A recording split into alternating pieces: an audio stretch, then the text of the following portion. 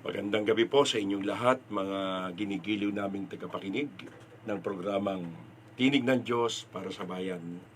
Narito pa rin po tayo sa station ng DWBL 1242. Kayo nakikinig sa ating programa muli, Tinig ng Diyos para sa Bayan. At ang ating pong teksto rito sa ating Tinig ng Diyos, the Book of Hebrew, mga kapatid, na sinasabi roon na chapter 4 na kung hindi tayo makikinig sa tinig ng Diyos, mapapahamak po tayo. Sapagkat kapag hindi nakinig ang tao sa tinig ng Diyos, matigas po ang kanyang puso. Yun po ang sinasabi ng Bible. Okay? So bago tayo mag-start, tayo po muna ay sumandaling manalangin. Aming Diyos na buhay, dakila at makapangyarihan sa lahat, inihahatid po namin sa gabing ito ang isang napakagandang mensahe mo, Panginoon, na ipagkakaloob sa amin. Bigyan mo kami ng bukas na puso at bukas na kaisipan, maintindihan po namin ang kalooban mo sa aming lahat. Pagpalain mo po makikinig, pati na ang sumusubaybay, Panginoon, sa iba't ibang lugar, iba't ibang panig ng bansang Pilipinas, maging sa mga kapatid namin na nasa ibang bansa. Patuloy mo pong bigyan sila ng kaliwanagan sa mga salita mo na nagbibigay ng buhay. Hihingi po namin ang patnubay ng iyong banal na Espiritu na siyang manguna sa amin magpahayag ng iyong salita. Salamat po, aming Ama, sa pangalan ng aming Panginoong Jesucristo. Ito po aming dalangin. Amen. Okay, so katulad pa rin po ng ating pinag-uusapan, tungkol po ito sa very controversial issue kasi may iba't iba pong paniniwala ang mga religion at denomination kung ano po yung ibig sabihin ng kaligtasan. Sa atin po, mga tagapakinig, ang ibinabahagi ko po sa inyo yung tungkol po sa kasiguruhan ng ating kaligtasan, sapagkat hindi po pwede na may agam-agam po tayo, may takot, may pag-aalala na lagi natin iniisip at tinatanong sa ating mga sarili, tayo po ba ay ligtas na? Sapagkat ang sabi ng Bible, after a physical death, ano kasunod? Ang kasunod po nito ay ang kahatulan. Sabi nga ng Hebrew 9:27, itinakda sa tao ang mamatay na minsan pagkatapos po paghuhukom na. Kaya nga po, kung hindi natin titiyakin ang ating katayuan at kalagayan bilang isang believer at bilang isang Kristiyano, baka po masayang ang lahat ng bagay na ginagawa po natin, mga kapatid. Although, kung ginagawa naman natin ito dahil sa paglilingkod natin sa Panginoon, dahil tayo ligtas na, tama naman po yun. Pero dapat din maintindihan po natin na naglilingkod tayo sa Diyos, hindi para maligtas, kundi tayo ay ligtas na. Okay. Assurance of salvation ang ating tinatalakay. Sa mga sumusubaybay, makinig kayong mabuti. Pwede po tayong magtanong, mamaya ibibigay namin po sa inyo ang ating Facebook page, maging ang ating number sa cellphone para makita po natin yung mensahe po ng Panginoon sa ating mga buhay. So, tuloy-tuloy na po tayo. Assurance of salvation ang ating pong pinag-aaralan po ngayon. Alam nyo, mga magulang at kapatid, ito po ay very controversial po na issue. Kasi alam natin may kaligtasan, kaya lang nasaan ng doctrine natin doon? Ano pinangahawakan natin na tayo po ay saved, forever saved. Hindi tayo once saved, always saved. So kung maintindihan po natin na hindi porket sinasabi natin ligtas na tayo ay patuloy tayong magkakasala, pagpatuloy tayong gagawa ng masama. Hindi po ganon, mga kapatid. Ang forever saved, ang pinamumuhay po natin ay ang kalooban ng Diyos sa ating buhay, yung katuwidan na ibinigay po ng Panginoon sa atin. Pinagkaloob niya po sa atin yon, yung katuwiran niya. Kaya mamuhay tayo na may katuwidan sa ating pamumuhay bilang isang mananampalataya. Hindi yung save ka na kahit gumawa ka ng masama, kahit na hindi ka magsimba, kahit hindi ka maglingkod, save ka na. Wala pong ganun, mga kapatid. Lahat po ng gagawin po natin, tandaan ninyo, dahil sa ginawa ni Kristo para sa ating lahat. Kaya nga, hindi man natin ma-perfect yung ginagawa natin sa Panginoon, pero para kay Lord, perfect yun, sapagkat tinapos na ni Kristo yung pagkukulang natin.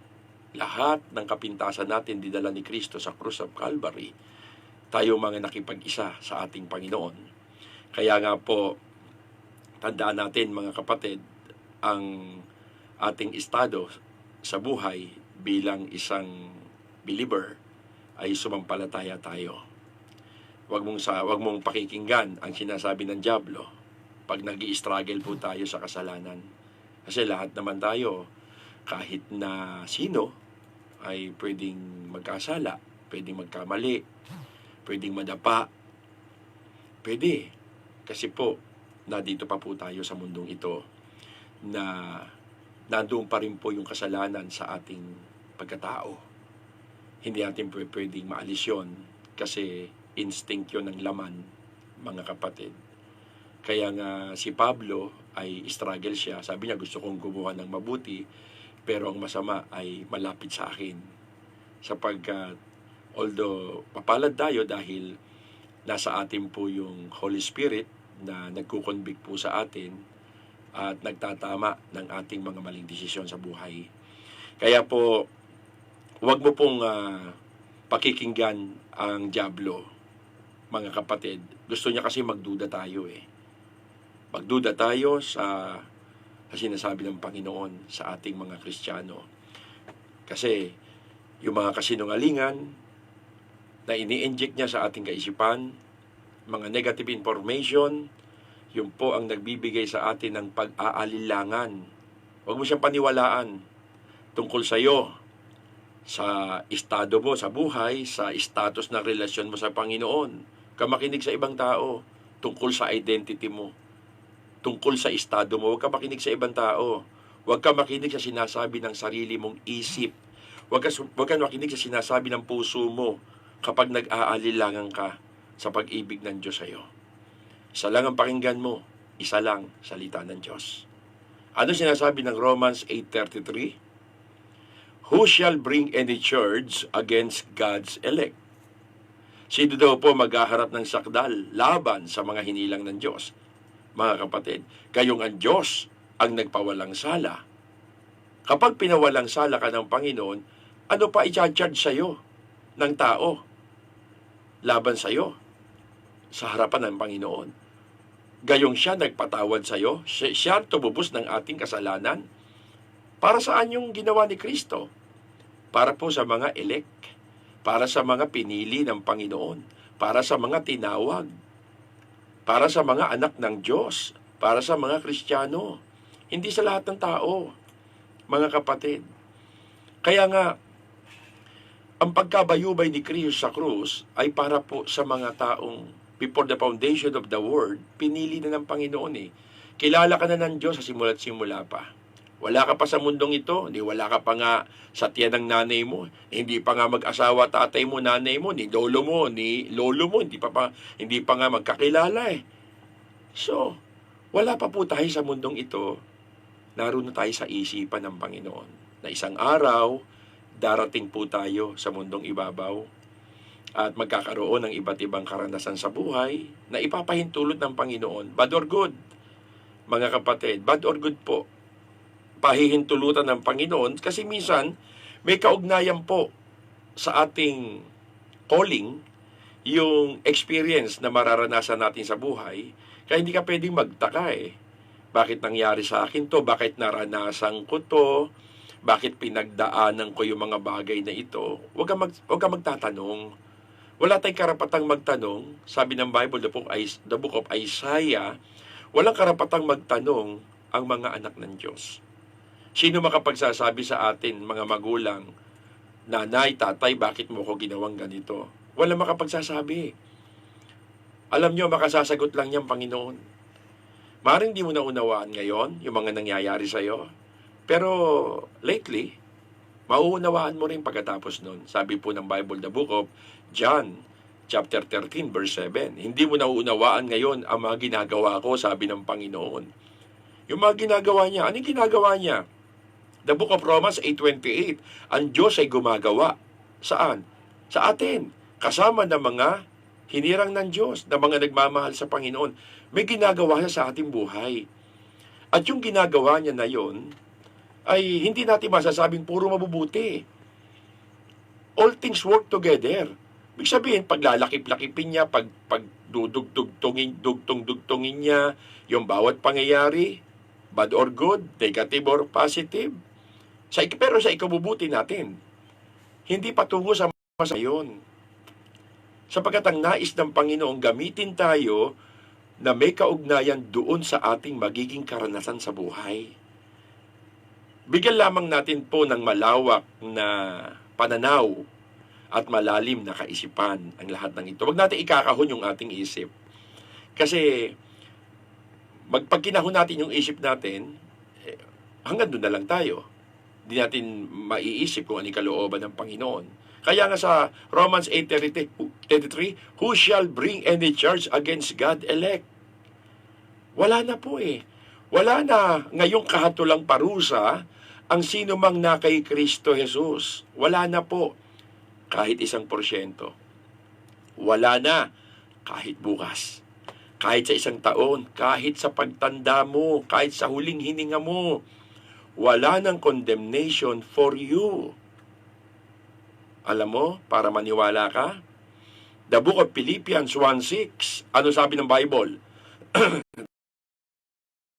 Inyo ng Diyos ay kanyang lulubusin hanggang sa araw ng pagbabalik ni Kristo. Pag nagsimula ang Diyos sa iyo, siya rin ang tatapos. Hindi ikaw, hindi tayo, at kailanman walang taong nagsimula sa Diyos. Hindi ka pwede magsimula sa Panginoon. Patay tayo eh.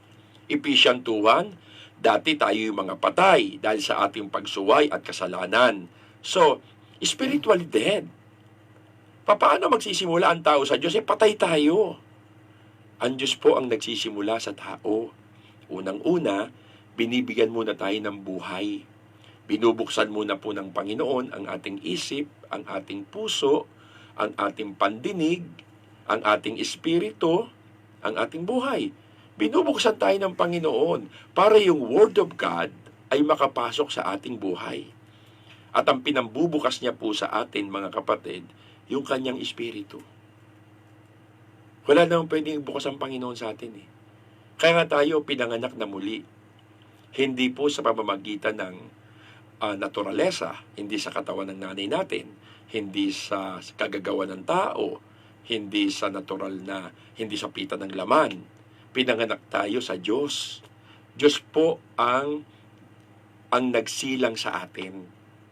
Siya po ang nanganak sa atin. Ipinanganak tayong muli, pero hindi ng ating ina.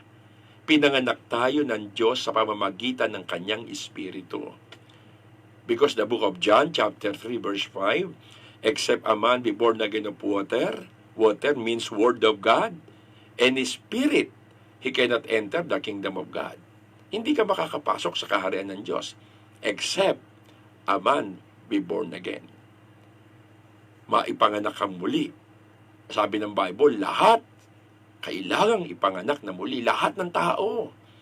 Lahat ng tao. Walang exempted. Mga kapatid, sabi nila, ayoko ma-born again. Ayaw mo mag-born again, wala kang kaugnayan sa Diyos. Pag ayaw mo mag-born again. Ang born again po kasi, mga kapatid, gusto ko maintindihan ninyo, hindi po siya religion. Hindi po siya denomination. Isa po siyang karanasan. Karanasang na ipanganak kang muli ng Panginoon. Isang napakagandang experience sa buhay na nagpakilala ang Diyos sa iyo. Nagsimula ang Panginoon. Kaya nga, hindi porket na born again ka, nagbago ka ng religion. Kasi hindi po siya religion, mga kapatid. Okay?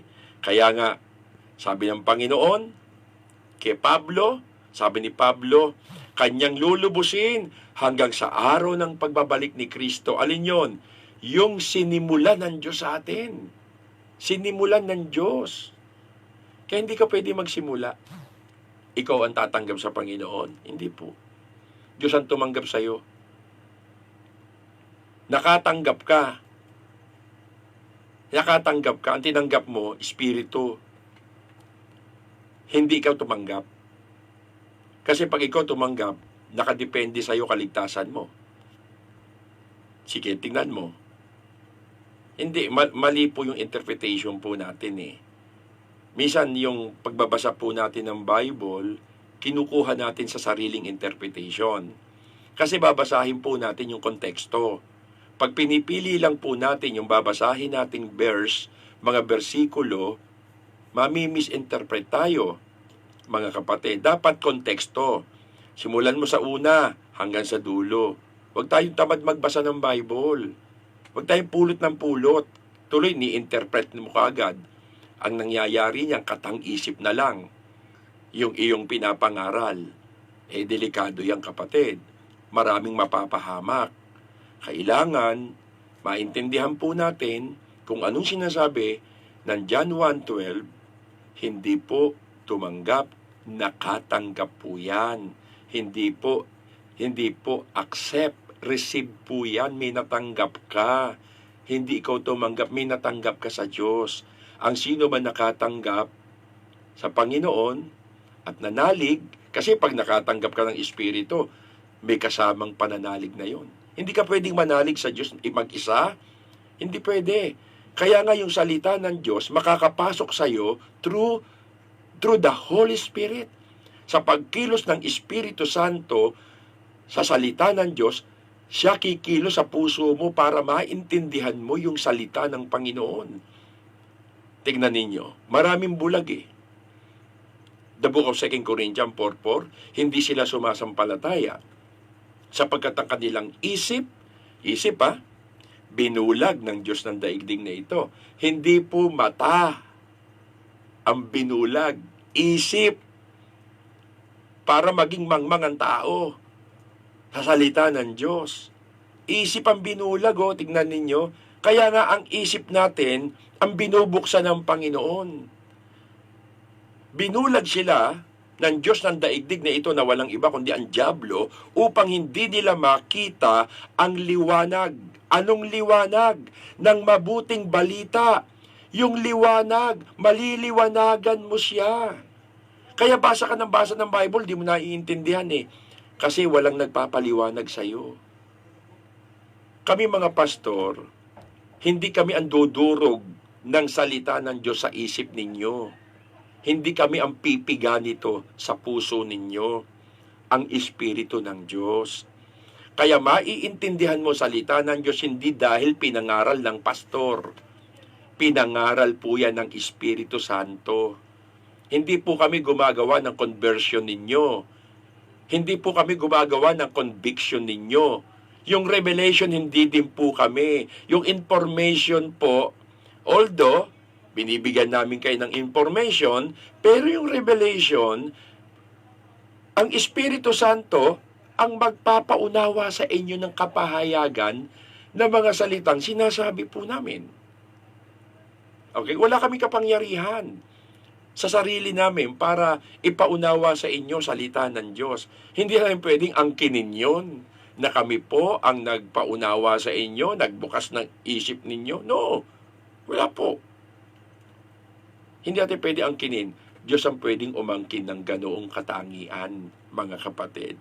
Okay, so punta tayo sa number 2, no?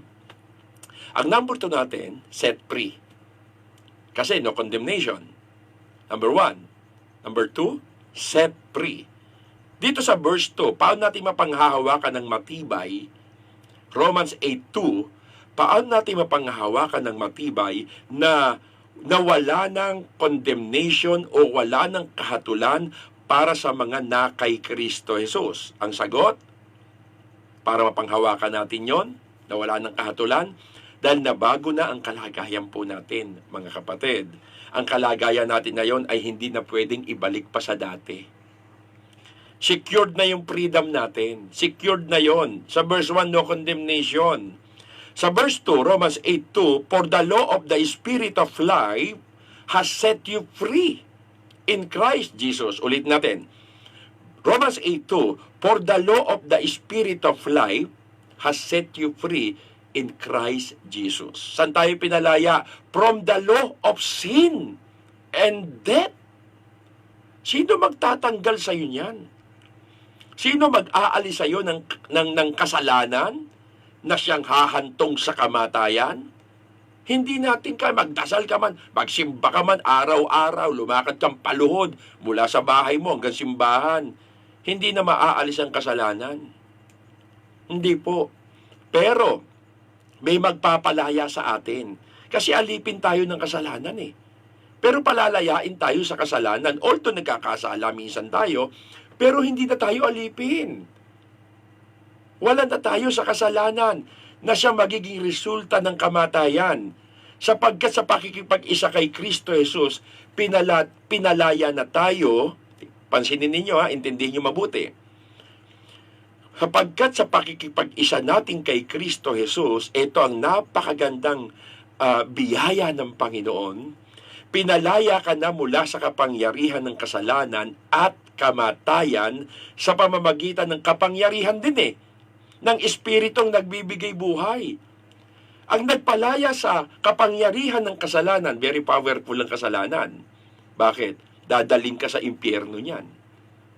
Kaya lang, kung ikaw ay tinawag ng Diyos, pinili ng Panginoon mula sa kapangyarihan ng kasalanan, palalayain ka rin ng isang kapangyarihan. Yung kapangyarihan ng Espiritu na nagbibigay ng buhay. So may word dito na kailangan intindihin natin, mga kapatid, kung ano ang ibig sabihin ng salitang law. Kasi pinalaya tayo sa law of sin. Pinalaya, anong ibig sabihin ng law? Yung kahulugan ng law. Kasi dalawa ang law. Sa verse 2 ng Romans chapter 8, yung law of, yung power of law, yung law of sin, at saka yung law of the Holy Spirit.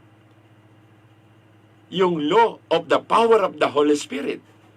Merong batas ng kasalanan at merong batas ng Espiritu. Ngayon, pinalaya na tayo sa batas ng kasalanan na ang kahahantungan kamatayang espiritual. Ang nagpalaya sa atin, kapangyarihan ng batas ng Espiritong nagbibigay ng buhay. So wala na tayo sa batas ng kasalanan. Nasa na tayo? Nasa batas na tayo ng Espiritu na nagbibigay buhay. Wala ka ng condemnation sa flesh. Kasi pinalaya ka na Sa kasalanan, di ka na alipin. Ngayon, nasa ilalim naman na tayo under the law of the Spirit. Nandun na tayo ngayon sa batas ng Espiritong nagbibigay buhay. Kaya ang condemnation sa kasalanan, sa laman, wala na. Pero mas mabigat ang condemnation sa Espiritu. Nako, akala natin porkit pinalaya na tayo sa kasalanan, mga kapatid, wala na tayong pagpapasakupan. Pinalaya tayo sa kasalanan para magpasakop tayo sa kapangyarihan ng Espiritu. Yung Espiritu na yun ang nagbibigay ng buhay. Na siya dati tayo ay patay, pero Espiritu na yon na pumasok sa iyo, yun ang nagbigay ng buhay sa iyo, yung Espiritu. Yun ang tatak ng kaligtasan The book of Ephesians 4:30, sabi ni Pablo sa Efeso 4:30, huwag ninyong pipighatiin ng Espiritu Santo, sapagkat yan ang tatak ng Diyos sa inyo, ang katibayan ng inyong katubusan pagdating ng huling panahon. Tingnan ninyo, mayroon na tayong katibayan ng katubusan. Alin yun? Espiritu. Kaya nga mga kapatid, hindi tayo gumagalaw, Espiritu ng Diyos. Yun ang gumagamit sa ating buhay. Kaya nga tayo templo ng Espiritu Santo eh. Hindi na tayo templo ng demonyo. Templo na tayo ng Espiritu Santo. Ang katawan natin hindi na atin. Sa Diyos na yan. Gagamitin ka na ng Panginoon. Kaya wag mo nang gamitin ang katawan mo sa pagbabalasa ng baraha. Wag mo nang gamitin ang katawan mo sa pagtagay-tagay ng alak. Wag mo nang gamitin ang katawan mo sa pagbobola ng bingo, sa pagbibili ng sigarilyo, sa pagtutulak ng droga. Wag mo nang gamitin. Ang katawan mo gagamitin na ng Panginoon yan sa kanyang kaluwalhatian at kapangyarihan. Doon natin malulugod ang Diyos sa ating mga buhay. Binayaran ka na, binili ka na. The book of 1 Corinthians 6:20, binayaran ka na, binili ka na sa malaking halaga. Ano dapat mong gawin? Parangalan mo ang Diyos sa pamamagitan ng iyong katawan. Yung katawan mo, gagamitin mo na sa Panginoon kung saan ka ginamit, kung saan ka gagamitin, kung anong calling mo, kung anong ministry mo, doon kanya gagamitin at kakasangkapanin, kapatid. Kaya pumasok sa sayo, gagamitin ka. At kapag ginamit ka ng Diyos, effective ka. Mabisa ka, kapatid. Sapagkat ang Espiritu, mabisa yon. Okay? So yung dating kalagayan natin, yung law of sin and death. Okay? Yung dating kalagayan natin, under the law of sin, ang resulta, death. Ito yung nasa kapangyarihan tayo. Nasa kalagayan tayo ng kasalanan at kamatayan. Heto sistema ng kalakaran, tignan ninyo ng buhay natin dati. Before Christ, bago tayo nagpa sa Panginoon, mga kapatid, nasa atin po yung kasalanan. Ang kasalanan at kamatayan, magkasama po yan. Hindi pwedeng paghiwalayin yan. Sapagkat ang sabi ng Roma 6:23, the wages of sin is death. Hindi physical death lang. Spiritual death. Kaya nga bubuhayin tayo ng Espiritu, nagbibigay buhay eh. Kaya kasalanan natin, kamatayan natin, magkasama yan noon sa ating buhay. Hindi siya pwedeng paghiwalayin, mga kapatid. Kasalanan ang nagdulot ng kamatayan. Merong kamatayan. Alam niyo kung bakit? Kasi merong kasalanan. Kasama doon yung physical death, but is more than that. Alam natin, more fundamentally, spiritual death ang tinutukoy dito. Spiritual death. Hindi lang physical death, mga kapatid. At higit sa lahat, spiritual death. Wala nang bawi doon. Isa lang kaluluwa mo. Huwag mong isugal yan sa sariling paniniwala mo. Kapatid, hanapin mo kaligtasan mo. Hanapin mo. Ang kailangan mo, si Lord sa iyong buhay. Sumuko ka na, lakang laban sa Diyos. Hawak niya hininga mo. Hawak niya buhay mo. Hawak niya pagkilos mo. Hawak niya pagkatao mo, hindi mo hawak. Hindi hawak ng kayamanan mo. Hindi hawak ng isipan mo. Hawak ng Diyos. Kaya nga, dahil sa kasalanan, nahiwalay tayo sa Diyos. Siyang pinagmula ng buhay. Kailan nangyari to? Nang magsimulang kainin ni Eva at Adan ang bunga ng tree of knowledge of good and evil. Kinain kasi nila eh. Sabi ng Panginoon, huwag niyong kakainin yan. Pag kinain mo yan, tiyak mamamatay ka. Surely, mamamatay ka.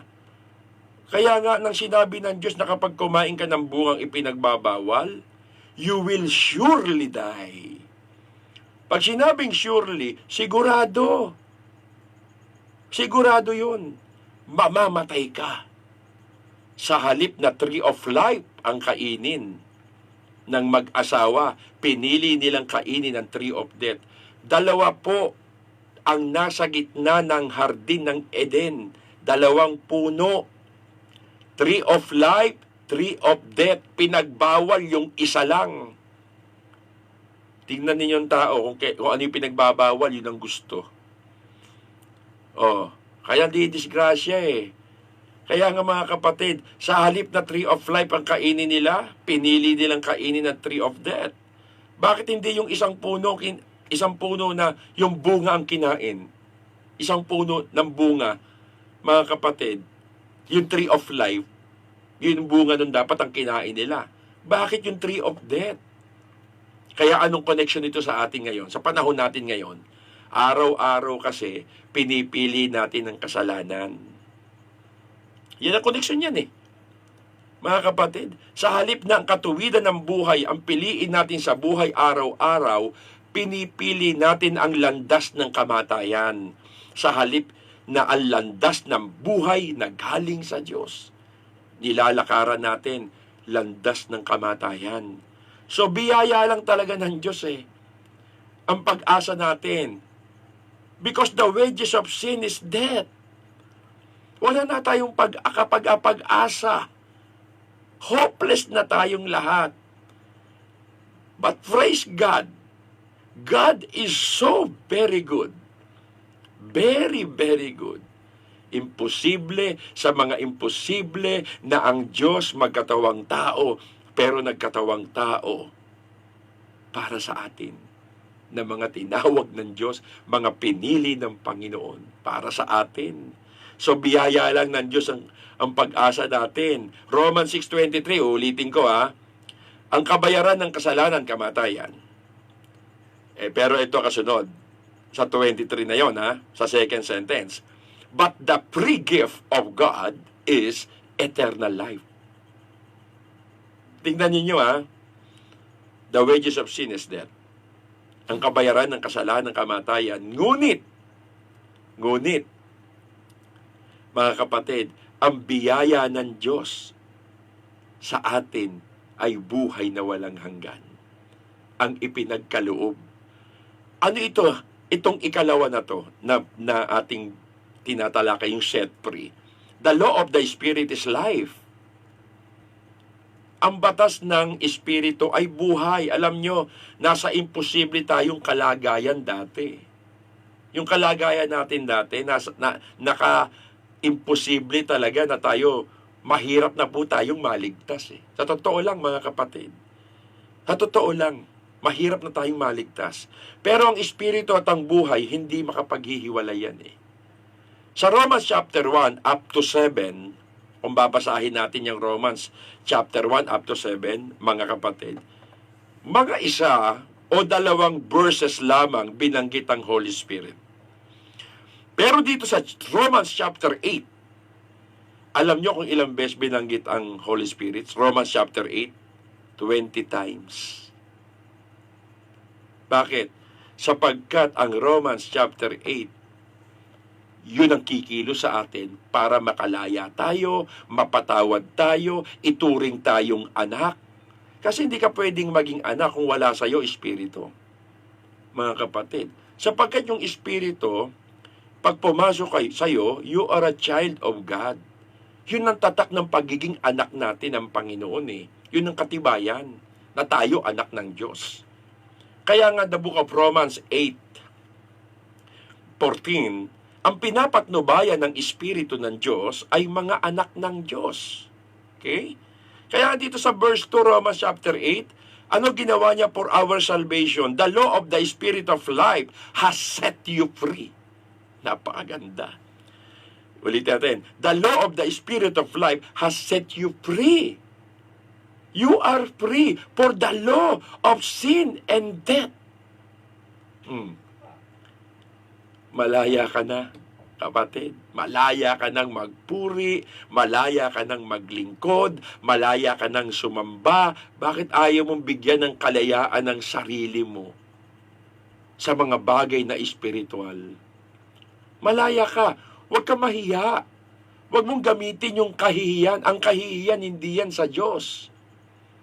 Mga kapatid, ba't mo kakahiya, Panginoon?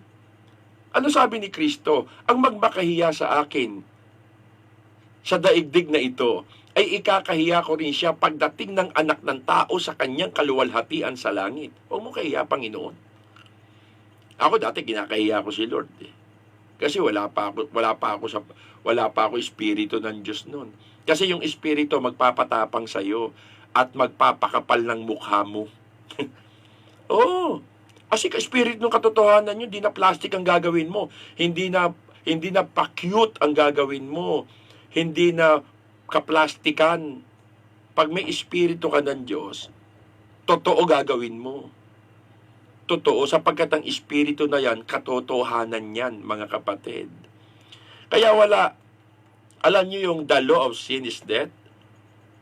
Malaya na tayo ron. Malaya na po tayo. Kaya nga sinasabi dito, kapag set free, tapos na eh. It is a done deal. Tapos na, wala nang kailangan pang gawin. Pinalaya na tayo mula sa pagkaalipin ng kasalanan, mula sa sentensya na kamatayan. Wala na yon dahil sa ginawa ni Kristo Jesus para sa atin. Yung kalayaan na meron tayo ngayon, nananatili yung status natin na yon. Noon, nang magsimula tayo kay Kristo, ngayon na kay Kristo pa rin tayo, hanggang magpakailanman, you will be forever free. Kasi palatandaan to, na kay Kristo ko. Na kay Kristo ko hanggang huling yugto ng buhay mo. Yung po ang palatandaan na ikaw na kay Kristo ka talaga. So, ano sinasabi ni Pablo? Wala nang kahatulan ang sino mang na kay Kristo dahil nananatili yung kalayaan na meron tayo. Dahil kay Kristo, dahil sa ginawa ng Espiritu Santo, pinalaya na tayo. Hindi na tayo pwedeng ikulong pa uli. Ikukulong ka pa uli. Hindi na. Hindi tayo pwedeng parusahan pa ulit. Kaya nga masasabi nating wala nang kahatulang parusa sa atin ang mga na kay Kristo. Hindi na tayo ikukulong ulit sa pagkaalipin sa kasalanan. The work of the Holy Spirit will make sure of that. So, paano tayo pinalaya? Paano tayo pinalaya? Paano yan na-accomplish ng Holy Spirit sa atin? In Christ Jesus. In Christ Jesus eh. Kasi ganyan, sinasabi ng Bible eh, but the free gift of God is eternal life in Christ Jesus our Lord. Kaya nga sinabi niya sa verse 2 eh, paulit-ulit si Apostol Pablo, pinalaya na tayo. Pinapaalala sa atin kasi yan eh, ang tigas ng ulo natin eh. Kasi iniisip natin, baka nagbabago Panginoon sa atin. Kasi kaya iniisip mo kayo nagbabago Panginoon sa'yo, nagbabago ka kasi. Kaya iniisip mo yung ginagawa mo, yung ginaganti ng Diyos sa'yo. Ang Diyos hindi gumaganti. Hindi tulad ng tao. Hindi ganun. Hindi ganun ang Diyos. Mali pagkakilala mo sa Kanya. Kaya ang kaligtasan natin na kay Kristo, matatagpuan lang natin kay Kristo at kay Kristo lang. Wala nang iba, in Christ alone. Kaya yung assurance natin na kay Kristo, hindi sa iba. Assurance natin na kay Kristo, wala sa iba. In Christ, yung justification, yung freedom, yung life, doon lang. Sana kay Kristo yun. Yung justification, yung pagpapawalang sala, yung kalayaan, yung buhay, doon lang yung para sa na kay Kristo. But outside of Christ, condemnation naman. Wala ka kay Kristo, o nasa iyo condemnation, bondage, and death. Mga kapatid, ang daranasin. So alalahanin mo kalagayan mo kay Kristo. Yun na lagi mo isipin. Yung relasyon mo sa Panginoon. Yung status mo kay Kristo. Always remember, pinipersonal ka ng salita ng Diyos, kapatid. Yung personal pronoun, you, set you free. Ibig sabihin, singular, pinalaya ka na. Hindi sinabing pinalaya na kayo. Pinalaya ka na, ikaw, kapatid, ikaw ang kausap. Ikaw na nakipag-isa kay Kristo. Hindi lahat ng tao. Pinalaya. Ikaw na nagdududa sa kasapatang ginawa ni Kristo sa krus ng Kalbaryo. Sapat na yun eh. Huwag mo nang punan. Ako dati nagpipinitensya ako eh. Mapalo po ako ng bulyos, mapasampo ko ng krus patungong groto. Pero naintindihan ko, hindi pala dapat kayo, mga kapatid. So, tignan mo, mga kapatid ha. Kasi tinitignan natin yung kakulangan natin. Tinitignan natin yung kalikuang nagawa natin. Ikaw naniniwala ka ba sa sinasabi ng Diyos? Tungkol sa kalagayan mo kay Kristo. Sa kalagayan mo kay Kristo ngayon. Sa kalagayan mo kay Kristo bukas. Kung ikaw na kay Kristo, sinasabi ng Diyos sa iyo, wala nang natitirang kahatulang parusa laban sa iyo. Wala na. Zero. Ang dahilan, pinalaya ka na. So yung desisyon ng Diyos na yon, ginawa sa iyo yun eh. Irreversible yun. Anong irreversible? Hindi pwedeng baligtarin. Hindi pwedeng bawiin. Hindi pwedeng magbago ang isip ng Diyos. Nagbabago ang isip ng Diyos. Hindi Diyos yun. Sa Diyos, oo kung oo, hindi kung hindi. Pag ang Diyos mo nagbabago, hindi Diyos yun. Lahat ng bagay nakatakda na. Hindi pwedeng bawiin ng Diyos sa mga bagay na nakatakda. Babaguhin niya? Ano siya, nagkamali? Aba, hindi Diyos yun. Pag binabago niya, nagkakamali yun. Kapatid, kilalanin mo Diyos mo. May paninindigan yun. Tayo, wala. Tayo, oo ngayon, bukas hindi eh. Di ba? Minsan moody tayo, minsan nasa kondisyon, minsan wala. Minsan on, minsan off. Minsan malamig, minsan mainit eh. O, kita mo? Ang Diyos hindi ganon. Huwag mo siya ialin tulad sa ugali ng tao. Kaya nga, ano ba ginawa ng Diyos para sa atin? Para mangyari lahat ng ito. Ang sagot, mga kapatid, nasa number 3. Number 1, no condemnation. Number 2, set free. Number 3, what God has done. What God has done. Ito dahilan kung bakit ko sinabing pinalaya na tayo. Sa ngayon, no condemnation na tayo. Na wala nang natitira pa. Natitira pa para sa'yo. No condemnation ka na. Wala nang condemnation natitira sa'yo. Kinuha na lahat yun ng Panginoon. Dinala na sa krus ng Kalbaryo na dapat ikaw kondenahin sa kasalanan mo. Kaya wala na eh. Inubos niya na kasalanan ginagawa mo. Ginawa mo noon at gagawin mo pa rin. Kaya hindi ko sabihin magkasala tayo. Walang ganon, mga kapatid. Ha? So, ano sabi ng verse 3? Romans 8 verse 3. For God has done what the law, weakened by the flesh, could not do by sending His own Son in the likeness of sinful flesh for sin. He condemned sin in the flesh. Sapagkat ginawa ng Diyos ang hindi kayang gawin ng kautusan. Dahil pinahina ito ng taong makasalanan. Yung kautusan, pinahina ng taong makasalanan yan nang isugo niya kanyang sariling anak. Saan yung taong makasalanan? Para maging handog sa kasalanan natin. Hinatulan niya, alam nyo, ng parusa. Hindi ikaw ang hinatulan niya ng parusa. Yung kasalanan. Hindi ikaw ang pinarusahan yung kasalanan natin sa pamamagitan ng kanyang pagiging tao. Mabubuhay ka. Magkakaroon ka ng buhay. Ano kondisyon? Kung magagawa ang lahat ng utos ng Diyos. Kaya lang hindi natin magagawa eh. That's the problem. Yun ang problema. Kasi aminado si Pablo eh. The book of Romans 7:10, the very commandment that promised life proved to be death to me. Kasi sabi ni Pablo, ginawa ng Diyos ang hindi kayang gawin ng kautusan eh. Kasi walang kaligtasan, walang kalayaan, walang buhay na walang hanggang maibibigay sa atin sa pamamagitan ng kautusan. Ano maibibigay na kaligtasan ng kautusan? Wala nga nakasunod dyan kahit isa eh. Tingnan mo yan. Ano ang problema? May problema ang law? Hindi. Hindi law may problema. Mga kapatid, bigay din ng Panginoon ng kautusan. Meron siyang good purpose for that. Romans 7:12, the law is holy and the commandment is holy and righteous and good. The law is good. Nasaan ang problema? Nasaan ang problema? Wala sa kautusan ng Diyos ang problema. Wala sa kautusan ng Diyos, bigay din ng Diyos yan. Ang problema, sa kahinaan at kasalanan ng tao. Yun ang problema. Tayo may problema, sabi ni Pablo, kung bakit hindi maibibigay ng law ang kailangan natin for our salvation. Dahil ang law is weakened by the flesh. Pinahina po ang kautusan. pinahina ang batas ng kautusan, ng kahinaan ng tao. Yung problema, yung flesh, ang tinutukoy dito, hindi lang yung tayong tao, kasi yung makasalanang pagkatao natin, mga kapatid, yung kalagayan natin sa kasalanan, yung kasalanan, yun ang kahinaan ng tao, yun ang problema eh.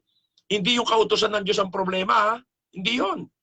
Yung puso natin ang problema, ikaw ang problema, ako ang problema, tayong lahat ang problema.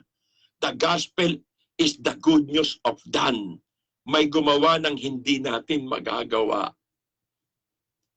Di mo magagawa, ginawa niya para sa'yo. Kaya parang ikaw na rin ang gumawa. Kasi para sa'yo yun eh. Tinapos niya hindi mo kayang gawin. The gospel remains the only power of God for salvation. What the law could not do, God has done. Ang Diyos ang gumawa, ang Diyos ang solusyon. The Lord is our salvation. Kaya Christianity is not a self-salvation project. I repeat, Christianity is not a self-salvation project. Kung hihintayin natin ng Diyos na tayo, hihintayin ng Diyos na tayo gumawa ng kaligtasan natin, walang mangyayari. Ano magagawa natin? Patay tayo. Ephesians 2:1, dati tayong patay dahil sa kasalanan at pagsuway. The gospel is not good advice. Hindi sinabi ng Diyos, ito gawin mo para ikaw maligtas. No. It is good news. Ito ginawa ko, sabi niya. Hindi sinabi ng Panginoon, ito gawin mo para ka maligtas. Hindi ganon. Ito ginawa ko para maligtas ka. Yun ang maliwanag. Pakinggan mo, paniwalaan mo, sampalatayanan mo, kapatid. So, anong ginawa ng Diyos na hindi magagawa ng kautusan? Paano niya ginawa ang hindi magagawa natin? Romans 8:3, by sending His own Son. Nakita niyo? By sending His own Son. Pinadala niya, sinugo niya, tagapagligtas. Hindi isang anghel ang sinugo niya. Hindi isang tao, kundi sarili niyang anak. His own Son. Kailangan ng Diyos na maging tao. Tulad natin para siyang maging tagapagligtas natin. Mga kapatid, kailangan maging tao, Savior. Tinukso siya katulad natin eh. Pero hindi siya nagkasala without sin. Kaya nga paano magagawa, mga kapatid, ang lahat kung siya mismo may kasalanan? Sige nga, kung si Kristo magkakasala, hindi niya magagawa, tubusin tayo sa kasalanan. Naparito siya para solusyonan ang kasalanan natin. Siya walang kasalanan. Tinukso siya, hindi siya nagkasala. Tayo, pag tinutukso, nagkakasala tayo eh. Kung meron siyang kasalanan, tandaan niyo ha, siya mismo kailangan niya tagapagligtas. Kung meron siyang kasalanan, wala pong kasalanan si Kristo Jesus. Ang pwede lang tumubos ng kasalanan ng tao, yung taong walang kasalanan. Sino yon? Yung nagkatawang tao. So, napakahalaga ng bawat salita na pinag-aaralan natin. At intindihin natin ito sa Romans chapter 8, yung word na likeness, hindi mo pwedeng tanggalin. In the likeness of sinful flesh. Ibig sabihin, mga kapatid, ang Panginoon, totoo, tao siya para maging representative natin. Naging tao. Naranasan yung kahinaan, naranasan yung limitasyon, naranasan niya ang sakit, yung hirap, ang gutom. Parang ang tao talaga. Nagkatawang tao. Pero hindi siya nagkasala. Kahit tinukso siya ng iba't ibang paraan, tinukso siya sa iba't ibang paraan ni Satan eh. But the sinless of Christ is our salvation. Yung kawalang kasalanan ni Kristo ang nakapagligtas sa atin. Yun ang nakapagligtas eh. Si Kristo wala siyang kasalanan dahil matuwid siya. Nararapat lang na siya ay maging handog pambayad sa ating kasalanan. Yun ang goal ng Diyos sa pagsugo kay Jesus. Kaya tandaan natin, ano yung gospel? Ito yung ginawa ng Diyos na hindi magagawa ng tao. Yan ang gospel ha. Ginawa ng Diyos, hindi magagawa ng kautusan. Yan ang gospel. Anong ginawa ng Diyos? Yung sarili niyang anak pinadala niya, sinugo niyang anak na si Jesucristo. Nagkatawang tao, nabuhay siya matuwid, walang kasalanan, kahit isa. Pero pinako sa krus. Tinuring na makasalanan. Sa kamatayan sa krus. Inako, ginawad ng Diyos ang kahatulang parusa. Para sa atin yun, pero sa kanya iginawad. Kaya mga kapatid, namatay siya at muling nabuhay para maituring tayong matuwid sa harapan ng Diyos. Para tayo mapalaya sa pagkaalipin ng kasalanan. para magkaroon tayo ng bagong buhay. Yan ang ginawa ng Diyos. Yan ang na-accomplish ng Panginoon Diyos. Para sa atin yun, mga kapatid. Si Kristo pinako, merong nagbayad, kaya sumigaw siya, it is finished, tapos na, bayad ka na, tubos ka na. Ano pa gusto mo? Kapatid, mag-serve ka na lang kay Lord, sumunod ka na sa kalooban niya. Lakaran mo yung plano niya sa buhay mo. Hindi na tayo sisingilin pa. Wala nang singilan. Hindi na tayo pagbabayarin pa. Wala ka ng utang sa Diyos. Hindi na tayo parurusahan sa kasalanang nararapat sa atin. Tapos na yon. The good news of the gospel. Hindi nakahalungkatin ng Diyos yung old record natin. Hindi nabubuksan ng Diyos yung case files. Ihaharap na ebidensya laban sa atin. Burado na lahat yon. Case closed. Wala nang apila. Kahit magkasala ka ngayon, magkasala ka bukas, lahat yung burado na. Dahil sa ginawa ni Kristo para sa atin na nakipag-isa kay Kristo. Kaya ikaw, tanungin mo sarili mo, totoo ba nakipag-isa ka kay Kristo? Kung ngayon, wala nang pwede magsampa ng demanda, ng kaso laban sa iyo sa Panginoon. Ang Panginoong Kristo mismo ang magiging defense attorney natin. Hindi na magbabago isip ng Diyos tungkol sa hatol niya sa atin. No condemnation. And this is the good news. Dahil ito ay gawang lahat para sa atin ng Diyos. Walang contribution ng tao dito. Sino gumawa ng hindi magagawa ng utusan? Ang Diyos. Sino nagpadala ng nagsugo ng tagapagligtas? Ang Diyos. Sino humatol ng kasalanan para hindi tayo husgahan? Ang Diyos. Hindi tayo nagsuggest sa Diyos na tubusin tayo. Kaya ang dapat natin gawin, mga kapatid, magtulong-tulong tayo para malubos ang ating kaligtasan. Nagtulong-tulong ang God the Father, God the Son, God the Holy Spirit. Nagtulong-tulong. Mula sa pagpaplano ng kaligtasan hanggang sa katuparan ng kaligtasan, hanggang sa ginawa ni Kristo sa krus. Ito katiyakan ng bawat Kristiyano. Huwag ka na magduda. Huwag ka na mag-alinlangan. Bakit ka nawawalan ng pag-asa? Dahil sa depression mo, struggles ka ngayon. Dahil sa nararanasan mo, sa problema mo, sa kasalanan mo, sa mga nangyayari sa paligid mo, kaya nag-aalinlangan ka sa Diyos, sa kaligtasan mo. Huwag mong idamay ang kaligtasan mo sa mga nararanasan mo sa buhay. Kaya nga, meron kang assurance na makukuha, mga kapatid, kay Kristo lang.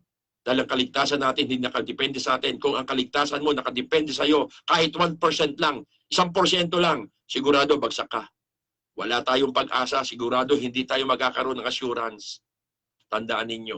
Kaya itong pinag-aaralan natin, Romans chapter 8, mga kapatid, marami pa kayong maririnig dito na iba't ibang mahalagang mensahe ng ating Panginoon.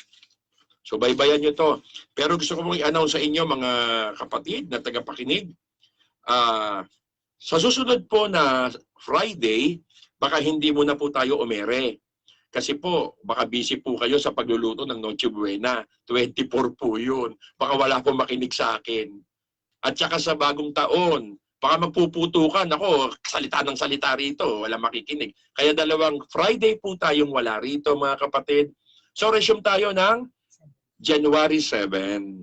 January 7, ha? Huwag nyo kakalimutan yan. Baka lagpasan nyo yan, mga kapatid. May karugtong to, mga tinatalakay natin dito. Okay, so gusto kong batiin po, mga kapatid, ang ating mga kapatid sa suki natin to sa programa ng Tinig ng Diyos para sa Bayan ng Iloilo, Pangga, Maestro, ha? At saka sa pamilya mo, sa mga tagapakinig sa inyo, Pangga, Maestro, ha? Makinig lang kayo. Maraming salamat sa inyong pagsubaybay. Huwag kayong magsasawa na makinig ng salita ng Panginoon. Pangga, Maestro, sa iyong asawa, na alagad ng batas, sa iyong mga anak, sa iyong pamilya, magandang gabi sa iyo. Pagpalain ka ng Panginoon. Ha? Sister Magdalene, okay? Sister Menchi, ito sila, magkakaibigan to aking wife. Ilongga kasi ang wife ko kasi mga kaibigan na sila, Sister Magdalene. Okay? Shout out Sister Carla May Dizon. Carla Dizon. Okay? And Brother Ronel Dizon. Shout out binabati ko kayo. Okay na okay ka na sa kayong dalawang mag-asawa. Okay. Salamat din po sa mga sumusuporta sa atin financially, sa JC Man Balagtas, JC Man DRT, JC Man Garay, JC Man Tondo, at Sampalok, JC Man Sampalok. Magandang gabi sa inyo. Okay, Christmas party natin, December 19. Sa Balagtas, DRT, Garay, sama-sama po yan, December 19. Sa Tondo naman po at Sampaloc, magkasama po ito, December 26 ang Christmas party. Okay, sa mga kapatid natin sa Galilee Resort, Galilee Worship Center, meron pong Christmas party na gaganapin ng kalalakihan dyan sa Monday, December 20, Monday. Ako po ang kanilang speaker dyan. Samahang kalalakihan. Talagang God first, bro. Okay? Okay. Brother Manny Perez. Sila po magkapatid. Yata ang mahawak niya. Pastor Bobby. Pastor Bobby din. Okay. Happy birthday, Sister Maria Tiros Cabal. Bukas, December 18. Happy birthday, Sister Maria Tiros Cabal, December 18. Happy birthday sa iyo. Andrea Siat, anak ni Sister Asmin. Pamangking ko to. December 20. Happy birthday sa iyo. Resume natin sa discipleship sa Balagtas, January 5, 14. 14, tama? Okay, 14. Resume natin. Okay. Binabati ko rin po, magandang gabi, Pastor Gab, Quebec, and Sister Gemma ng Verbo of God Christian Church. Green Pasture Systematic Theology. Ang professor natin dyan, Oscar Barsana, magandang gabi po sa inyo, Prof. Yan ang aking mentor. Mentor ko po yan, mapakagaling yan. Nakita niyo paano ako mag-share. Sa kanila ko po, sa biyaya ng Diyos sila po ginamit sa akin. Prof. Oscar, marami ka na pong corona sa langit. Marami ka na pong gantimpala sa Panginoon. Proclaim Bible Institute sa Proclaim Bible Institute, pinangungunahan ni Bishop Jojo Villanueva. Magandang gabi sa inyo. Kadham Ministerial Council of DRT sa Pambulak. Magandang gabi sa mga nakikinig po sa ating mga kasamahan sa Kadham Ministerial Council. Pinangungunahan po ni Bishop Ronaldo Estrella, future Consehal. Congratulations. Sister Loida ng US, Brother Teo and Sister Jackie, advance Merry Christmas sa inyo. Okay, magandang gabi, magandang araw po sa inyo. DRT Ministers, magandang gabi. GPCC Forum United, Prof. Oscar Barsana, Pastor Alden Alvarez, Pastor As Gerald. Magandang gabi. Okay. Shout out, Pastor Christian Manlapas, Pastor Jeffrey, Pastor Darrell Kalipay, ang pastor ng Jesus Christ Mission to All Nation, Pastor Jacqueline Bernabe, Pastor Manilin, Pastor Remy Torres. Okay. Brother Eric Ramos. Okay, shout out sa iyo ha. Brother Eric, salamat sa Jelly Ace. Purihin ng agang pamasko niyan ha. Sister Tess Kalipay, happy birthday sa iyo ngayon. Happy birthday sa iyo. Sana marami pang birthday dumating sa iyo, Ate Tess. Yan ang supporter po natin, talaga napaka-faithful yan sa pagkakaloob sa Panginoon. Pastor Boy Divina, long time no see. Long time no see, magkita tayo, Pastor Boy. Pastor Rene Imperial.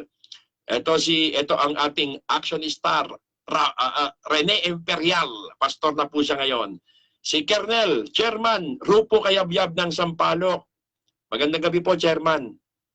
And then, Sister Lita ng Bustos, Bulacan. At Sister Sisi sa inyong pamilya. Kay Daddy, pagaling kayo, Daddy. Okay, so wala na. Mga kapatid, sa lahat po, magandang gabi po para sa inyong lahat. Salamat po sa inyong pakikinig. Resume po tayo January 7, 2022. Nako, abangan nyo uli 8:30 to 9:30. Advance Merry Christmas and a Happy New Year. Magandang gabi po sa inyong lahat. God bless all.